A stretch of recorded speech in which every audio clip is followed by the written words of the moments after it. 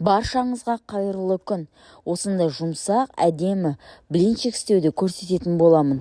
Парақшам пайдалы, подписка бөліміне тіркеліп, қоңырау шаны басуды ұмытпаңыз. Таза ыдысымызға жұмыртқамызды жарып алатын боламыз. Шым-шым тұз қосатын боламыз. Блинчиктің көмегімен араластыратын боламыз.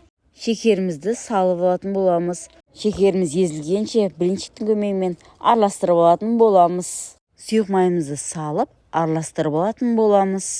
Астына құрамын жазып қойдым. Жылы сүтімізді құйып, блинчиктің көмегімен тоқтатпай араластыратын боламыз. Жақсылап араластырып болғаннан кейін үйленген ұнымызды салатын боламыз. Мен 3 бөліп салдым.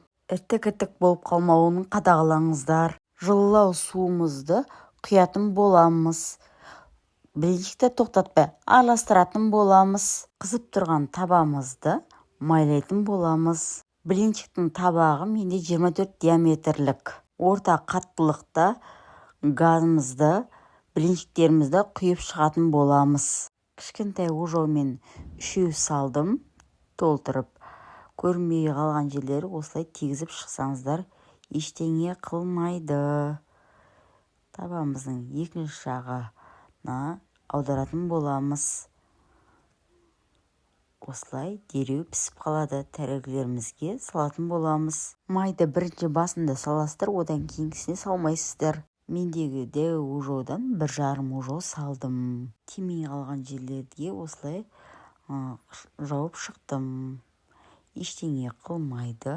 Шет жақтары пісе, шанышқының көмегімен бір домалатып шығыңыздар.